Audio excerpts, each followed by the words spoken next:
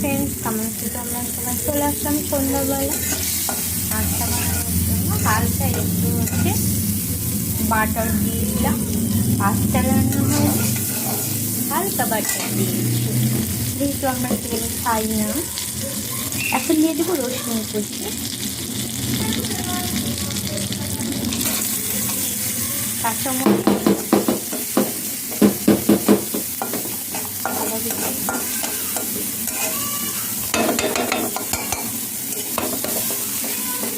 আর একটু বাটার লাগবে।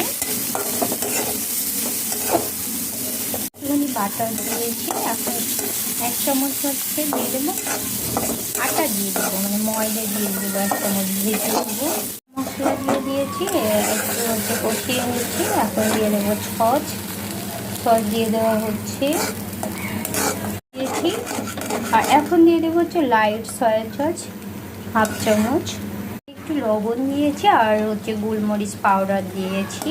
এখন দিয়ে দেবো পাস্তাগুলো, বয়েল করা পাস্তা। এই পাস্তাগুলো দিয়ে দেওয়া হচ্ছে।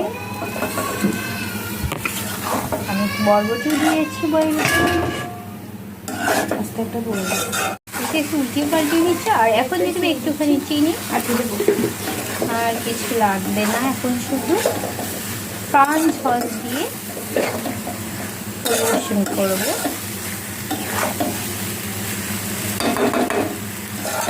অনেক মজা হয়ে আছে।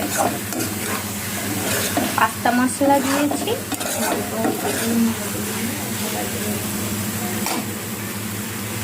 হয়েছে।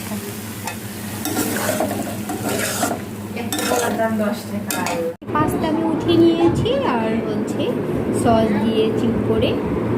এত মজা হয়েছে কি আর বলবো। এখন শুধু খাবো।